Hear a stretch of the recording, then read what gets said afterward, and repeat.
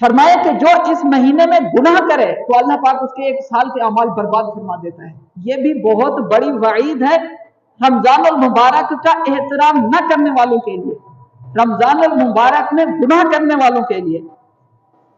ایک حدیث مبارکہ حضرت علی رضی اللہ عنہ، جو لوگ رمضان کا احترام نہیں کرتے ان کے بارے میں سنیں۔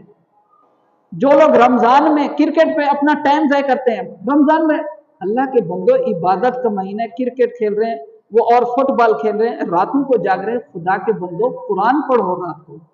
تم باقی چیزوں سے تھک کے تسبیح درود پڑھو، مسجد کھلی ہوتی ہے، مسجد میں آ کے پڑھو۔ اپنے گھر میں ایک جگہ بناؤ، مصلی بچھاؤ، ٹوپی پہنو، تسبیح پڑھو، اپنے گھر میں قرآن پاک رکھو۔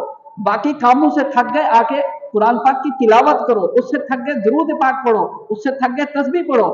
اور بھی کام، نیکی کے کتنے سارے کام ہیں، استغفار کرو۔